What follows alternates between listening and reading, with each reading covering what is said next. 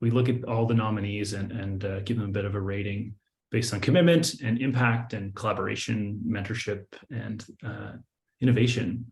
And I know you have probably 1 million bookmarks going from the conference so far, but if you go to eecom.org and /awards, you'll see what these are all about, and you'll find these announcements put up after the conference. We're still keeping it a surprise because we're only doing awards 4, 5, and 6 of 8 right now. So sit back, grab whatever beverage you have for the evening, and listen to a little story. All of these winners have quite an outstanding list of accomplishments. So I will do my best to read and honor them accordingly. Everybody can see my screen okay? Yes. Okay. So we did Students on Ice at the start of the conference as our outstanding organization. And we did a local gentleman, Serge, yesterday as well for our outstanding educator. And we did Stephanie this morning, and I watched her session yesterday, which was fantastic. And she had less trouble. Maybe the New Brunswick wireless system is better. She was in her car and did it remotely and did a fantastic presentation from her phone.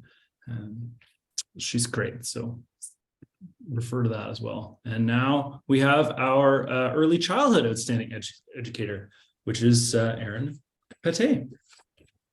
And Erin is committed to advancing environmental education and communication with early learners, their families, her community, throughout her region.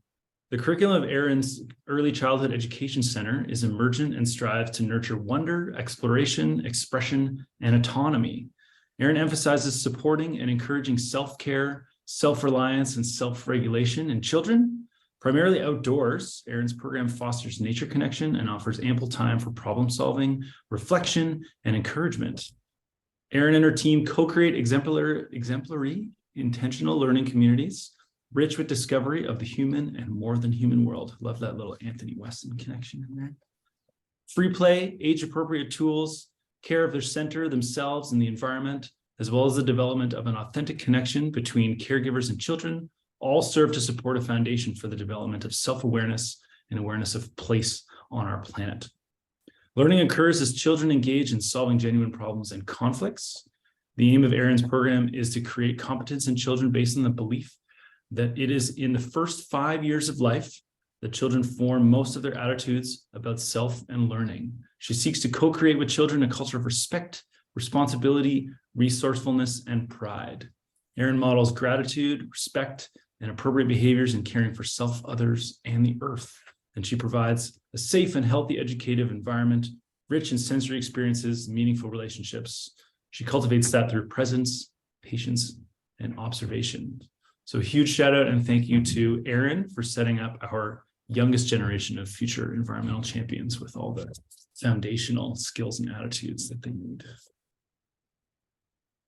Our next award winner is our outstanding K-12 school. They are francophone from Quebec, and I am terrible at French since I mixed it with Spanish a few years ago. So I'm going to pass it over to Zomi to do that presentation in a way that honors them appropriately. Mais tu sais, c'est parce que les langues additionnelles qu'on apprend sont, ils habitent dans la même place dans notre cerveau. C'est une place différente que notre première langue. C'est mon honneur de présenter pour l'école primaire ou secondaire exceptionnelle, l'école primaire, l'école du Grand Pavois de Sainte-Anne. L'école du Grand Pavois de Rimouski est la seule école primaire au Québec à avoir reçu la certification École bleue. Par l'entremise de cette certification, l'école a mis en place son grand projet Saint-Laurent qui a permis aux élèves de l'école de voir leur mur et leur casier prendre les couleurs de fleuve Saint-Laurent. Ce projet pédagogique d'envergure réalisé sur plusieurs années en collaboration avec l'artiste Caroline Jacques, a permis aux élèves de joindre art, science et préservation de l'environnement. Sur les murs d'école, dans les étages, ont été peints et en fonction des couches du fleuve, on peut trouver bon nombre d'animaux marins et de végétation propre au fleuve dans un souci de sensibilisation et de préservation de ce cours d'eau. Le comité organisé a rallié dans l'école où les élèves sont allés à la recherche d'une espèce peinte sur les murs. L'école oriente ses activités pédagogiques vers l'acquisition des connaissances et le développement des compétences en utilisant des contextes d'apprentissage liés à la mer, tels la préservation de la faune, de la flore, l'histoire, les métiers et les arts. Super beau travail. Merci de m'écouter. Ah, oh, et je vois aussi la petite photo, c'est beau. Bon, merci Ryan. Je pense qu'on a une troisième à donner. Okay. Thanks for that. And Jordan, Somi, Lily, the rest of the NBN team, amazing work today and yesterday. Looking forward to tomorrow. And I'm really glad that your eyes are still straight and not crossed at this point in the evening. Good work with all this stuff. Our third presentation for an award this evening is Zabby McKedron. She's from Queen's University, from their outdoor and environmental education program. And we have some time, so I'm going to tell you a quick little story, because Zabby is actually one of the people I've been enjoying meeting all kinds of people, but I have met Zabby in a funny little river-based way. So in 2015, I was on a way to do a canoe trip up in the northern Yukon, and she had just finished a floating conference down the Yukon River with a whole bunch of professors.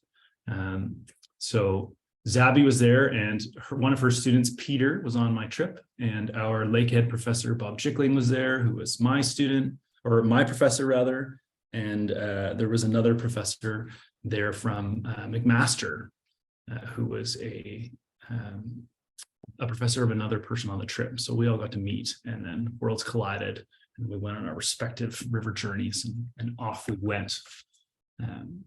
So I'm honored to recognize Zabby, having run into her that one time in Dawson City for a few minutes. I don't think she could make it tonight. Zabby, are you? Oh, you're here. Hello. Right on. Congratulations and welcome. I was just telling that story about meeting in Dawson City, and now I'm gonna read the narrative of your citation. Let's tell everybody about you, and then I'll pass it over to you if you wanted to say anything. Zabby has positively impacted her students by continuously fostering environmental ethics through her reflective and interactive approach in lessons. Zabby's approach to teaching ecological understanding is rooted directly in educative experiences in place. She encourages her students to develop a relationship with the land and all their relations by bringing them outside. Her students develop a love for the earth through activities that connect them with the natural world as they pass through each day. Her lessons are innovative and engaging, as she has students actively participating in collaborative learning where their voices are heard and their hands guide them toward a better understanding of their world. With Zabby, students experience a beautiful and cyclical approach to learning. She collaborates with all others. She creates a space in her programs where the learning begins and hands-on experiences that can be part of the group or through an individual's interests.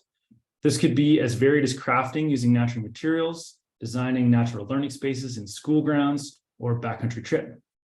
Once these experiences are underway, she fosters space for reflection, open communication, and sharing of lessons learned.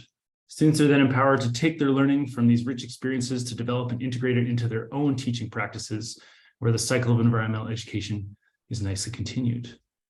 Zabby is an educator who develops programs that are rooted in reciprocity. She's a wonderful model of environmental thinking, teaching, leadership, and action. Her love for learning is evident in all of the articles she has written based on her own drive to connect with and learn from nature. This is furthered by the experiences she willingly creates with her students, like winter camping sessions, yurt building, and alternatives to contemporary classrooms. Her openness and flexibility fosters and empowers students to dig in and develop strong environmental ethics and educational practices. Her approach is very welcoming and provides all with a space to learn and grow. Through her own experiences and love for the environment, Zabby has been able to weave her passions into highly impactful programs for her students for over 20 years at Queen's University. I think the university hopefully feels lucky to have been home to this incredibly reflective and innovative environmental educator who inspires her students to develop their own strong, ecologically based teaching practices. Her teaching and research communicate integrity and the importance of being kind to the earth and all that is connected with it.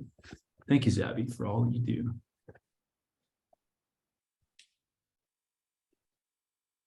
We have a minute if you'd like to just address everybody. I guess I'll just say, when I first heard about that I won this award, I actually kind of thought I must be getting it for sticking with banging my head against the wall so much.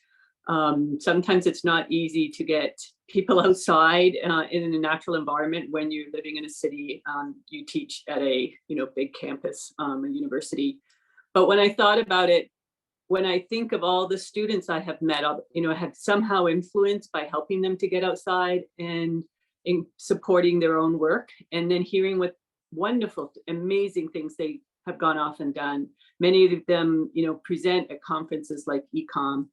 Then I kind of realized, yeah, it's been all worth it. All the times that you might feel like you're too much in a board meeting and you're lobbying for things. So I thank all you guys who have gone through a university program and maybe wondered, but you've stuck with it and you somehow have continued to just support outdoor environmental sustainability, whatever you want to call it, education, wherever you are.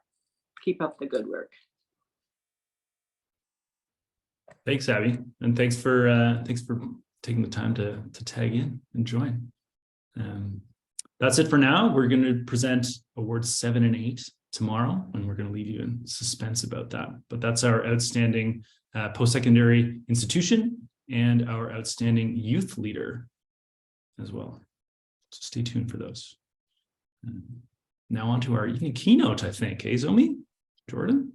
I've lost track of who the keynote is, and we had a really interesting conversation with Mercedes about not even finding that term very useful. But what we are going to do now, if you don't mind stopping the screen share, Ryan. Yes, sorry about that. No worries. Autopilot here. So thank you again, Ryan. I love giving awards. It's really, really nice to see people be so excited to be recognized for what they're doing. I'm really looking forward to the session. And the first thing that I'm going to do before we start the session is ask everybody to stop the recordings